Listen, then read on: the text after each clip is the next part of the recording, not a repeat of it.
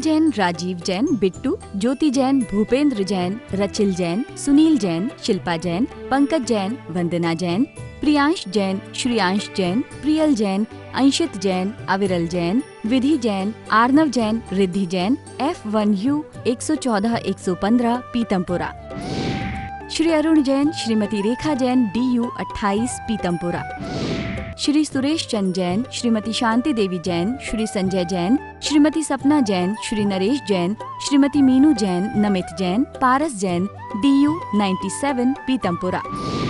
श्री राजेश जैन, चावल वाले, श्रीमती पुष्पा जैन, श्री अनुज जैन, श्रीमती तमन्ना जैन, श्री अमन जैन, श्रीमती मेघा जैन, FD 29 पीतमपुरा। श्रीमती बिरमा देवी जैन, धर्मपत्नी स्वर्गीय Shri Lalchand Jain, Shri Sunil Jain, Shrimati Kusum Jain, Shri Saurabh Jain, Shrimati Sonal Jain, Shri Mayank Jain, Shrimati Divya Jain, master Vihan Jain, baby Maysha Jain, DU 43 Pitampura. Shri Hemchand Jain परिवार, Shri Pradeep Jain, Shrimati Ruma Jain, Shri Rajat Jain, Shrimati Anshu Jain, master Hridyansh Jain, FU 8 Pitampura. Shri Anil Kumar Jain, Shrimati Rekha Jain, Shri Kartik Jain, Shri Kunal Jain, F1U 137 Pitampura. Shri Santosh Jain, Shri Sanjay Jain, Shrimati Kavita Jain, कुमारी श्रावी जैन, श्री रजत जैन, DU 49 पीतमपुरा। श्री प्रकाश चंद जैन, श्रीमती चंद्रकांता जैन, श्री पंकज जैन, श्रीमती नीलम जैन, श्री सुशांत जैन, श्री दिव्यांश जैन, CU 76 पीतमपुरा। जय श्री ओम नमः सिद्धेभ्यः। जय श्री महावीराय नमः। जय श्री परम्पराचार्य गुरुवे नमः। जय श्री उमा स्वामी गुरुवे नमः। जय श्री शांति सागर गुरुवे नमः। जय श्री विद्यानंद गुरुवे नमः। मोक्ष मार्गस्य नेतारं भेत्तारं कर्म भूभृतां ज्ञातारं विश्वतत्त्वानां वन्दे तद्गुणलब्धये।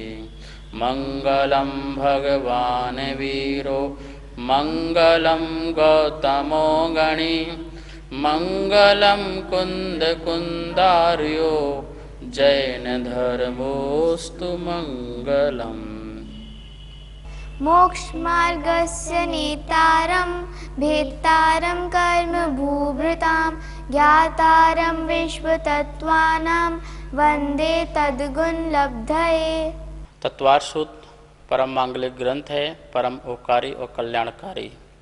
यह महान ग्रंथ है जैन धर्म जैन दर्शन का, और हम सभी लोग इसका अध्ययन कर रहे हैं। आचार्य कुंद के पट्ट शिष्य आचार्य उमा स्वामी भगवान ने इसे विक्रम की प्रथम शताब्दी के अंत में, अर्थात ईसा पूर्व की प्रथम शताब्दी के पूर्वार्ध में इसे उन्होंने लिखा था। इसकी सूत्रात्मक शैली है, संस्कृत भाषा में निबद्ध है, 10 अध्यायों में यह विभक्त है। हम सभी लोग प्रथम अध्याय का 9वां नंबर का सूत्र पढ़ रहे थे। महानुभाव, जितने भी दर्शन हैं उन दर्शनों में यह जैन दर्शन अपने आप में महत्वपूर्ण स्थान रखता है, और उसमें भी यह तत्वार सूत्र है। दर्शन का अर्थ क्या होता है? दर्शन का मतलब होता है अवलोकन, देखना, दृष्टि। आपकी देखने की दृष्टि क्या है? आपका नज़रिया क्या है? आप तत्व को, पदार्थ को, संसार को, आत्मा को कैसे देख रहे हो, किस तरह से देख रहे हो? तो वो जो देखने का जो एंगल है उसी को कहते हैं दर्शन। तो जैनों का देखने का दर्शन कैसा है?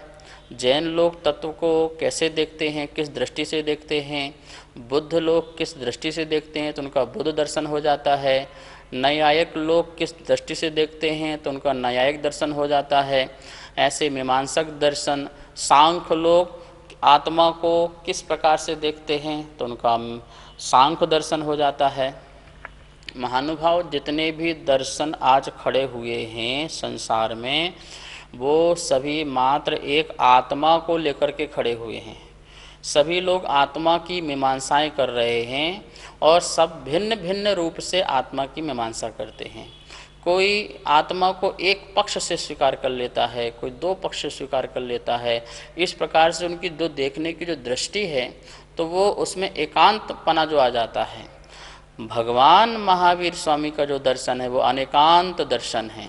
कौन सा दर्शन है?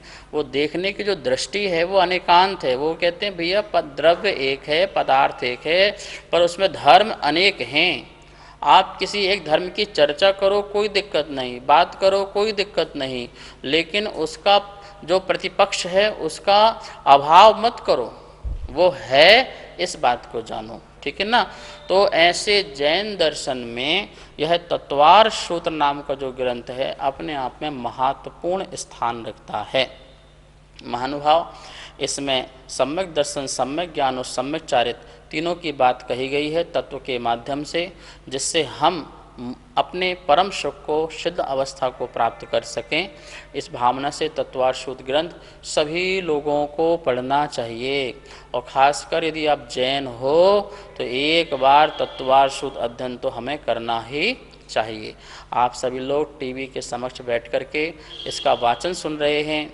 सचमुच में आपके जो कर्ण हैं, जो कान हैं, वो भगवान की वाणी से तृप्त हो जाएंगे, और तृप्त होकर के हम जो परमात्मा पद को पाना चाहते हैं वो हमारा लक्ष्य पूर्ण होगा, नियम से पूर्ण होगा।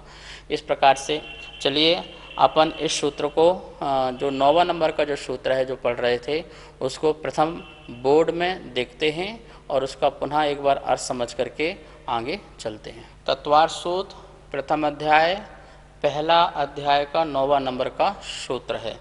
मतिश्रुतावधि मनः परय केवलानिज ज्ञानम। मतिश्रुतावधि मनः परय केवलानिज ज्ञानम। इस प्रकार से सूत्र का उच्चारण है। इसका संधि विच्छेद मति प्लस श्रुत प्लस अवधि प्लस मना परय प्लस केवलानी, इस प्रकार से बहुवचन में दिया है, और ज्ञानम एक वचन में दिया है। ज्ञान को सबके साथ लगाएंगे, मति ज्ञान, श्रुत ज्ञान, अवधि ज्ञान, मनः परय ज्ञान और केवल ज्ञान। इस प्रकार से 5 प्रकार के ज्ञान हैं जो आत्मा की विभिन्न दशाएं हैं, परिणतियां हैं, ज्ञान की उजागर शक्तियां हैं। इसे अपन अच्छे से और समझते हैं। जैन धर्म में ज्ञान का बहुत महत्व बताया गया है। आचार्य कुंदकुंदेव कहते हैं, नाणेन मोक्ष सिद्धि, ज्ञान से मोक्ष की सिद्धि होती है। सम्यक ज्ञान यदि प्रकट हो जाता है तो उससे हमारी मोक्ष की सिद्धि हो जाती है। इसलिए हमें सम्यक ज्ञान जरूर प्रकट करना चाहिए। नाणेव पवज्जा, नाणमेव पवज्जा, ज्ञान ही पवज्जा है। पवज्जा मतलब प्रवज्या, दीक्षा।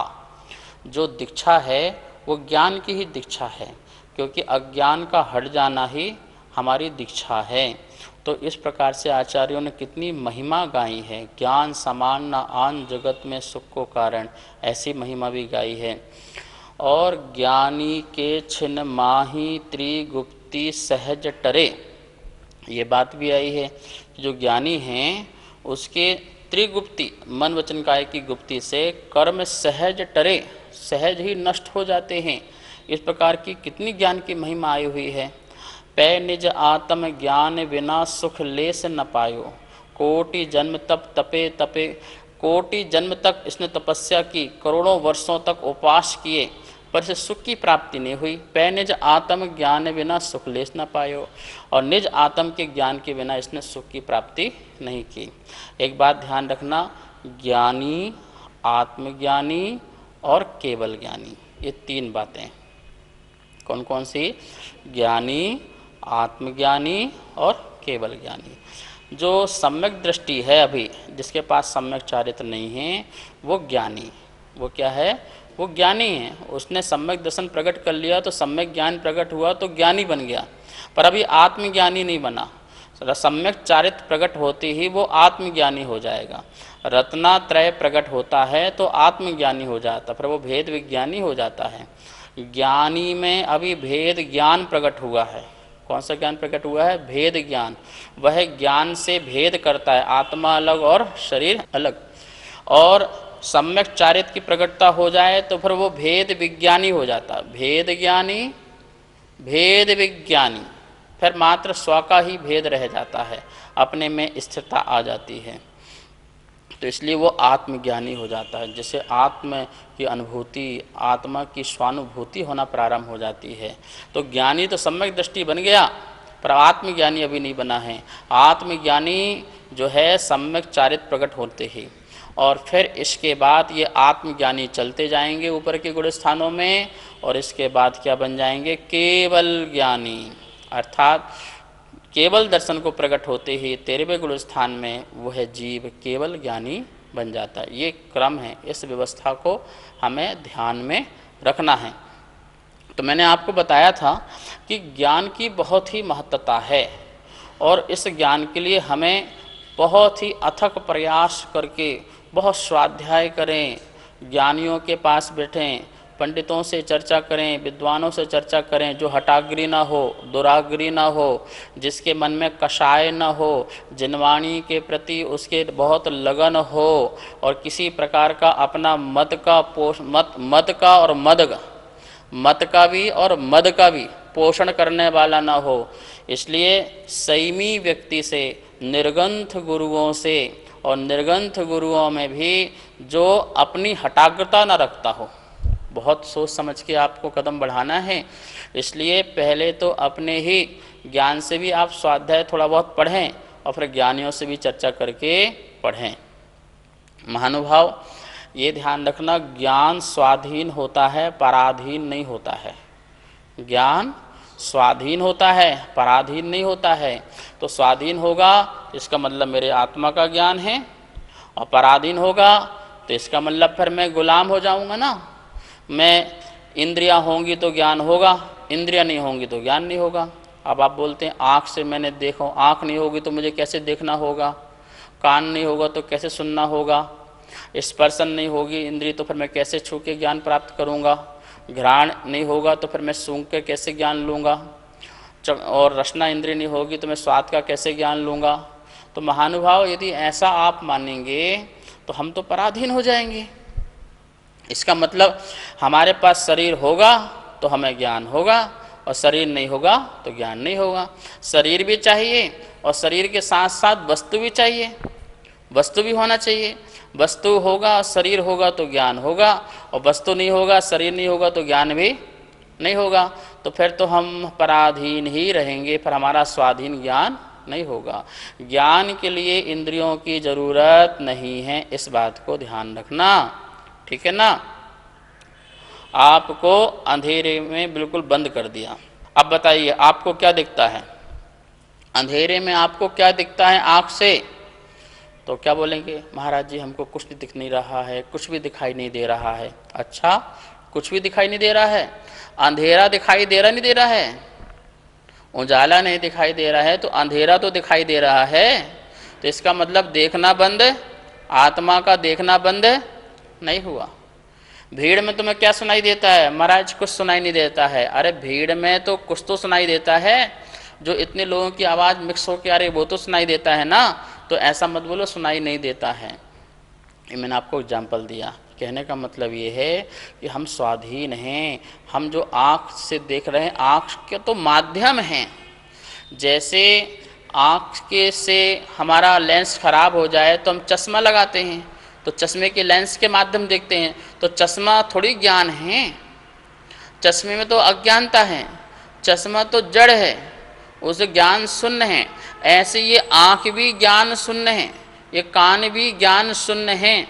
जैसे चश्मा मेरी आत्मा के ज्ञान को देखने के लिए सहायक है, जानने में सहायक है, ऐसे शरीर 5 इंद्रिय जो हैं वो देखने में, सुनने में सहायक हैं। तो जानती देखती तो मेरी आत्मा है, इस बात को जानना यही सम्यक ज्ञान है। अपन पांचों जब ज्ञान पढ़ेंगे, एक एक परिभाषा अपन को यही समझना है। इस बात को बिल्कुल ध्यान में रखना, वरना हम इंद्रियों की महिमा तो अनादिकाल से करते आए, अपनी ज्ञान की महिमा हमने एक बार भी नहीं की।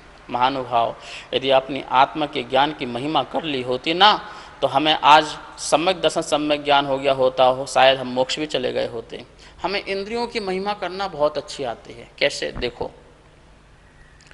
आपका घर ऐसे स्थान पर हो जहाँ से लोगों का आवागमन दिखता हो, ऐसा चौराहे में आपका मकान हो, एक बहुत बढ़िया खिड़की हो और लोगों का आना जाना दिखाई देता हो, तो आपको किसकी महिमा आएगी? क्या बताएं गुरुजी, हमारे यहाँ तो ऐसी एक खिड़की है जहाँ बैठ जाओ तो सब कुछ दिखाई देता है। क्या दिखाई देता है? अब मुझे ये बताओ, तुम खिड़की की महिमा गा रहे हो कि ऐसी खिड़की हमारे यहाँ है, तो खिड़की देखती है कि आँख देखती है? अब बताओ। नहीं नहीं, खिड़की नहीं, हमारा आँख देखती है। अच्छा, अब तुमको आँख की महिमा आई, तो आँख देखती है कि आत्मा देखती है? आँख जानती है कि आत्मा जानती है? यदि आँख जानती है तो जो मुर्दा है, जिसकी आत्मा शरीर से निकल चुकी है, तो उसकी आँख तो अभी है ना, तो उसकी आँख से दिखना चाहिए ना, पर वो दिखता नहीं है। इसका मतलब देखती जानती कौन थी? तो हमें अपनी आत्मा की महिमा नहीं आई, हमें खिड़की की महिमा आई। वो खिड़की और कुछ नहीं, वही आँख नाक कान की खिड़कियाँ हैं। जो खिड़कियां हैं ये आँख नाक कान हैं, और हम जिंदगी भर ये आँख के गीत गाते हैं। हमारी क्या आँख है, क्या दिखता है, क्या कान है, क्या सुनता है, क्या इंद्रिय, क्या इसके बिना ज्ञान नहीं हो सकता क्या? देखो, यदि ऐसी बात है तो फिर सिद्ध भगवान को शरीरवान बनना पड़ेगा। सिद्ध भगवान तो अशरीरी हैं, शरीर रहित हैं, और हमसे ज़्यादा ज्ञान उनको है। सभी द्रव्य सभी पर्यायों को एक युगपद एक साथ जान रहे हैं। उनको स्वाद का भी ज्ञान हो रहा है, शब्द का भी ज्ञान हो रहा है। वो बात अलग है कि वो शब्द और ज्ञान में, स्वाद में राग द्वेष नहीं करते हैं, ठीक है ना, उसका अनुभव नहीं लेते हैं, लेकिन ज्ञान तो हो ही सकता है ना। आप आम खाते हैं और रसना इंद्रिय के माध्यम से आत्मा को खट्टा मीठा का ज्ञान होता है। क्यों बिना खाए ज्ञान नहीं हो सकता? क्या हो सकता है, बिना खाओ तब भी ज्ञान हो जाए। कोई ऐसा ज्ञानी आत्मा हो कि वो ज्ञान से बता देगा कि ये खट्टा है, ये मीठा है, तो बिना चखे, बिना टच किए, बिना स्पर्श किए, बिना देखे भी ज्ञान हो सकता है। तो इसलिए हमें इंद्रियों की महिमा नहीं लानी है, हमें किसकी महिमा लानी है? ज्ञान की। इंद्रियां तो संसार अवस्था में हमारे लिए एक मजबूरियां हैं। क्या हैं? मजबूरी है, जिसके माध्यम से हम एक एक इंद्रिय का अलग अलग तरीके से अलग अलग समय में उपयोग करके जानने की हम प्रयास करते हैं। इस प्रकार आत्मा की महिमा लाइए। यहाँ पर अपन जो ज्ञान पढ़ेंगे उसके पहले मैं बताता हूँ एक एग्जाम्पल के माध्यम से। आप अपनी कॉपी में लिख सकते हैं, एक लाइन लिख लें, मैं आँख से भगवान को देखता हूँ। क्या लिखा है? मैं आँख से भगवान को देखता हूँ। अब इसमें ढूंढिए आप कहाँ हैं इस लाइन में, पर पदार्थ कहाँ है इस लाइन में, आप ढूंढिए जरा इस लाइन में। मैं आँख से भगवान को देखता हूँ। अब सब हटा दो, मैं देखता हूँ इतना रखो। तो मैं देखने वाला आत्मा किसको देखता हूँ? आँख से। तो मतलब आँख मैं नहीं हूँ, ये पक्का हो गया, ये 100% हो गया। मैं आँख से, तो आँख अवलंबन हुआ, तो आँख तो मैं बिल्कुल भी नहीं हुआ। आँख तो पर है, द्रव्य इंद्रिय है, ठीक है ना। भगवान को देखता हूँ, तो भगवान भी क्या है? स्व है कि पर हैं? भगवान भी पर हो गए, पर भगवान ज्ञेय पदार्थ हो गए, जानने योग्य पदार्थ हो गए, देखने योग्य पदार्थ हो गए, तो भगवान भी पर हो गए। तो आँख भी पर, भगवान भी पर। मैंने भगवान का एग्जाम्पल लिया, आप कुछ भी ले सकते हैं। मैं आँख से टीवी देखता हूँ, मैं आँख से सिनेमा देखता हूँ, व्यक्ति को देखता हूँ, घर देखता हूँ, तो इस प्रकार कुछ भी लीजिए। वो ज्ञेय हो गया, वो पर हो गया, आँख भी पर हो गया। और मैं देखता हूँ, जो देखने की जो मेरी इच्छा है वो भाव इंद्रिय हो गई। वो क्या हो गई? क्योंकि मैं देखने की इच्छा कर रहा हूँ ना, तो मेरी भाव इंद्रिय हो गई। और मात्र दिखता है, मुझे सब दिखता है, तो वो हो जाएगा ज्ञायक भाव हो जाएगा, वो मेरा ज्ञाता दृष्टा भाव हो जाएगा। बस इसी से अपन को भेद विज्ञान करना है कि आँख अलग है, ज्ञेय पदार्थ अलग हैं, देखने की जो इच्छा करता हूँ वो भी मेरा ज्ञान का दोष है। राग द्वेष मिला के देखना वो वाली बात है। लेकिन ज्ञायक भाव से सहज रूप से झलके और देखूं, वो मेरा ज्ञाता दृष्टा वाला आत्मा का ज्ञान स्वभाव जो है वो प्रकट होता है। इस दृष्टांत से आपको समझ में आ गया होगा कि हमें अब इंद्रियों की महिमा नहीं करनी है, ठीक है। तो यहाँ पर अपन 5 प्रकार के ज्ञानों को पढ़ रहे हैं। नमोस्तु आचार्य श्री। ज्ञान, मिथ्या ज्ञान और सम्यक ज्ञान, ये 2 प्रकार से कैसे होते हैं? ज्ञान तो ज्ञान होता है, ज्ञान मिथ्या नहीं, ज्ञान सम्यक नहीं होता है। हमारी श्रद्धा वस्तु को जानने में कैसी होती है? यदि हमारी श्रद्धा विपरीत है तो वो ज्ञान फिर मिथ्या हो जाता है, और यदि हमारी श्रद्धा सम्यक है तो वो ज्ञान हमारा सम्यक हो जाता है। तो श्रद्धा के कारण ही ज्ञान सम्यक और मिथ्या होता है। ज्ञान का काम क्या है? जानना। अब उससे कुछ भी जनवा लो, अच्छा या बुरा। तो श्रद्धा आपकी क्या बैठी हुई है? श्रद्धा को ठीक करना बहुत ज़रूरी है। यदि श्रद्धा ठीक हो गई, जैसे मान लो एक व्यक्ति के प्रति आपकी श्रद्धा बैठ गई, ये गंदा है, खराब है, तो आप खराब रूप से जान रहे हैं ना। और एक के प्रति आप बैठ गई, ये बहुत अच्छा आदमी है श्रद्धा में, तो आप उसको अच्छे रूप से जान रहे हैं। तो जानने का काम तो वो ज्ञान कर रहा है, लेकिन वो अच्छा और बुरा कैसे हो गया? हमारे राग द्वेष परिणाम से हो गया, या हमारी श्रद्धा जैसी बैठी है वैसा हो गया। तो श्रद्धा के साथ जो हमारा राग द्वेष मिश्र हो जाता है, उसके कारण जो है जो ज्ञान है वो सम्यक और मिथ्या रूप दिखाई देता है। सम्यक श्रद्धा हो वस्तु तत्व के प्रति, वस्तु ऐसी है, तो वो ज्ञान हमारा संपूर्ण ज्ञान सम्यक हो जाता है। जैसे गौतम स्वामी के ज्ञान पहले मिथ्या ज्ञान था, जैसे महावीर स्वामी के पास आए और निसर्ग सम्यक दर्शन हो गया पूर्व से संबंधी, और सम्यक दर्शन प्रकट होते ही उनका जितना ज्ञान था वो कैसा हो गया? सम्यक हो गया। ठीक है ना। और इसी प्रकार से मारीच को वहाँ ज्ञान दिया समोषण में, पर उसने उसको गलत समझा, तो उसके लिए उसकी श्रद्धा गलत बैठ गई, तो उसका ज्ञान भी कैसा हो गया? मिथ्या हो गया। तो मिथ्या ज्ञान हो गया। तो ज्ञान का काम है जानना, पर श्रद्धा का काम है ज्ञान को सम्यक और मिथ्या बनाना। इसलिए श्रद्धा अपन को अच्छी रखनी है, तत्व को निर्णय अच्छा से करना है। ठीक है ना। इस प्रकार से नमोस्तु आचार्य श्री। जो आपने 5 ज्ञान बताए उनका स्वरूप क्या है? 5 ज्ञान की बात चल रही थी, मति ज्ञान, श्रुति ज्ञान, अवधि ज्ञान, मनापरय ज्ञान और केवल ज्ञान। आइए अब एक एक ज्ञान के बारे में अपन इसका अर्थ समझते हैं, जो शास्त्रों में आया हुआ है। यहाँ पर आपको स्लाइड दिखाई दे रही होगी। मति ज्ञान क्या लिखा हुआ है?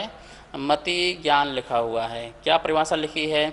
इंद्रिय और मन की सहायता के द्वारा मूर्त अमूर्त पदार्थों को जानना मति ज्ञान है। फिर से एक बार, इंद्रिय और मन की सहायता से, इंद्रियां, 5 इंद्रियां और द्रव्य मन, इनकी सहायता से, इनके निमित्त से मूर्त पदार्थ अथवा अमूर्त पदार्थों को जानना, इसका नाम है मति ज्ञान। अपन बोलते हैं मति, तेरी मति मारी गई है, तो मतलब मन तेरा सही है कि नहीं है, तो ये मति मतलब मन संबंधी, इंद्रियां संबंधी, ये मति होता है। ठीक है ना। अब देखिए मति ज्ञान क्या लिखाया? इंद्रियों मन की सहायता से। तो 5 इंद्रियां हैं अपन, आँख के निमित्त से, कान के निमित्त से, स्पर्श छूकर के निमित्त से, रसना के निमित्त से, तो ये हमारी पराधीनता रूप ज्ञान है। लेकिन फिर भी सम्यक ज्ञान बन सकता है यदि हम जो देख रहे हैं, सुन रहे हैं, जान रहे हैं, और उसके देखने, सुनने, जानने में वाली बातों में भी हमारी जो श्रद्धा है वो समीचीन है, तो वो ज्ञान हमारा सम्यक ज्ञान हो सकता है। ठीक है ना। तो इसलिए इंद्रिय मन की सहायता से जो कुछ जाना जाता है, जैसे प्रारंभिक अवस्था में मति ज्ञान ही होता है। प्रारंभिक अवस्था, सबसे प्रारंभिक ज्ञान जो होता है वो मति ज्ञान होता है, क्योंकि बिना इंद्रिय मन की सहायता से संसारी जीव को ज्ञान हो ही नहीं सकता है। इसलिए उसकी इंद्रियां भी हष्ट पुष्ट हों पुण्य के उदय से, ये महत्वपूर्ण हैं। यदि आँख की बनावट सही नहीं है तो आप नहीं देख पाओगे, निश्चित है। आत्मा में देखने की शक्ति तो रहेगी पर देख नहीं पाओगे। कान की बनावट सही नहीं है, उपकरण सही नहीं है, तो आप सुन नहीं पाओगे। सुनने की शक्ति तो होगी आत्मा की, पर सुन नहीं पाओगे। ऐसे ही आपके रसना इंद्री का उपकरण यदि सही नहीं है तो आप भोजन तो करोगे पर स्वाद नहीं आएगा, उसका ज्ञान नहीं होगा, क्योंकि स्वाद नहीं आएगा तो ज्ञान भी नहीं होगा, तो वो काम नहीं करेगी। इसी प्रकार से रसना, स्पर्शन, घ्राण का उपकरण सही नहीं है तो आपका सुगंध का ज्ञान नहीं होगा। और यदि स्पर्शन इंद्रिय जो पूरे में है, देखिए 5 इंद्रिय में से 4 इंद्रिय तो अपने अपने स्थान पर है, आँख, नाक, कान आदि, लेकिन स्पर्शन इंद्रिय संपूर्ण में है। एक शरीर का एक भी प्रदेश ऐसा नहीं है जहाँ पर स्पर्शन इंद्रिय ना हो। आपको सिर दर्द हुआ तो किसके निमित्त से पता चला? उस स्पर्शन इंद्रिय के निमित्त से पता चला। पेट में दर्द हो रहा, कमर में दर्द हो रहा, घुटने में दर्द हो रहा है, तो वो स्पर्शन इंद्रिय के ज्ञान से आत्मा को ये पता चलता है कि फलाने स्थान पर कुछ हलचल हो रही है, परिवर्तन हो रहा है, वो पता चला। इसके बाद जब हमारा उसमें राग द्वेष परिणाम जाता है तो हमें दुख होता है। राग द्वेष परिणाम न जाए तो दुख भी ना हो, ध्यानस्थ हो तो दुखी ना हो, ज्ञायक बने दुखी भी नहीं हो सकते। लेकिन जब उसमें हमारा राग का, द्वेष का, मोह का परिणाम जाता है तो हमें कष्ट और पीड़ाएं होने लगती हैं। मुनिराज को भी क्या बोलते, हलचल पता चले, पर उन्हें कष्ट नहीं होता है। क्यों? क्योंकि वो अपना उपयोग उसमें नहीं ले गए। राग देश में हम ले जाते हैं तो इसलिए हम दुखी हो जाते हैं। तो कष्ट हमारा राग देश का है, शरीर का नहीं है। इस बात का भी ध्यान रखना चाहिए। तो पांचों इंद्रियों में जो 4 इंद्रियां हैं उनके अपने निश्चित स्थान हैं, लेकिन स्पर्शन इंद्रिय सर्वांग में होती है, ठीक है ना। तो इन पांचों इंद्रियों के माध्यम से और द्रव्य मन जो हृदय है, हृदय के मध्य भाग में एक सूक्ष्म द्रव्य मन की संरचना है, कमल की पंखुड़ियों की तरह। आपको दिखेगा नहीं, ऑपरेशन करोगे तो मिलेगा नहीं वो कहाँ है मन। इतना सूक्ष्म है कि आपकी मशीन पकड़ ही नहीं सकती, इतने सूक्ष्म परमाणुओं से बना हुआ है। जो कंट्रोलर है, अन्य इंद्रियों का कंट्रोलर है, वो द्रव्य मन, ठीक है। तो ऐसा 5 इंद्रिय और मन की सहायता से जो हमें जानकारी मिलती है, जो हमें संवेदन होता है, ज्ञान मिलता है, ज्ञान के उत्पन्न होता है आत्मा में, उसे अपन मति ज्ञान कहते हैं। तो मति ज्ञान देखा जाए तो आत्मा के ज्ञान का नाम मति ज्ञान है, पर उसको निमित्त के अनुसार बताया गया है कि इंद्रियों के माध्यम से, जैसे गाड़ी के माध्यम से यात्रा हो रही है, पर गाड़ी यात्रा नहीं है, यात्रा तो मैं करूँगा ना, गाड़ी थोड़ी करेगी, पर गाड़ी के माध्यम से, ऐसे इंद्रियों के माध्यम से मेरी आत्मा में ज्ञान प्रकट हुआ, जानकारी हुई। तो ज्ञान किसको हुआ, इंद्रिय को कि आत्मा को? आत्मा को। तो वो जो ज्ञान प्रकट हुआ उसको अपन कहेंगे मति ज्ञान। क्या कहेंगे? मति ज्ञान। और वह मति ज्ञान कुमति भी होता है, सुमति भी होता है। श्रद्धा सही है तो सुमति हो जाएगा, और श्रद्धा विपरीत है तो वो कुमति हो जाएगा। तो हमको श्रद्धा, सम्यक श्रद्धा सहित इस मति ज्ञान से, 5 इंद्रिय मन के माध्यम से जो ज्ञान प्रकट हो, वो हमारे लिए मोक्ष मार्ग में कारण बन सकता है। तो इस प्रकार से आपने देखा यहाँ पे मति ज्ञान जो लिखा था उसकी अपन ने, यहाँ पर एक बात है मूर्त और अमूर्त। मूर्त तो ठीक है जो दिखता है, लेकिन अमूर्त का भी ज्ञान हो सकता है। अमूर्त जैसे आत्मा है, आकाश है, वो दिखेंगी नहीं, पर मन से ज्ञान तो हो सकता है ना कि हाँ ऐसा अमूर्त होता है, ऐसा आकाश होता है अमूर्त। तो अमूर्त का भी ज्ञान हो सकता है और मूर्त का भी ज्ञान इसमें हो सकता है। इस प्रकार से ये मति ज्ञान का अपन ने यहाँ पढ़ा। कल श्रुत ज्ञान के बारे में पढ़ेंगे।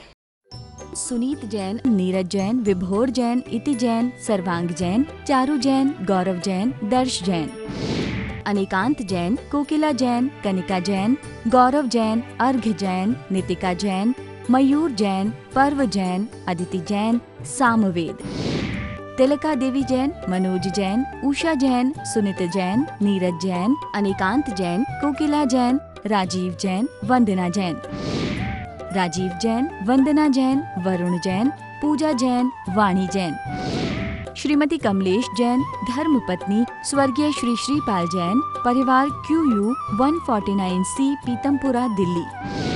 श्रीमती आशा जैन, धर्मपत्नी श्री सुखमाल चंद जैन, चावल वाले। श्री रवि जैन, श्रीमती डिम्पल जैन, श्री अमित जैन, श्रीमती मीतू जैन, श्रेय जैन, अर्पित जैन, कनिका जैन, आदित्य जैन, FU 71, पीतमपुरा, दिल्ली। श्रीमती केला जैन, श्री जगदीश राय जैन, श्रीमती उषा जैन, श्री कुलभूषण जैन, श्रीमती प्रीति जैन, श्री संजय जैन, मोनाल जैन, हाद्विक जैन, साक्षी जैन, DU 5, पीतमपुरा, दिल्ली। श्री संजय जैन, श्रीमती रचना जैन, श्री सक्षम जैन, श्री उत्कृष्ट जैन, श्री दीपक जैन, श्रीमती स्वाति जैन, उन्नति जैन, आगम जैन, F1U1, पीतमपुरा। श्री अजय कुमार जैन, श्रीमती सुमन जैन, श्री अभिषेक जैन, श्रीमती दिव्या जैन, मास्टर लवित जैन, BU 101, पीतमपुरा।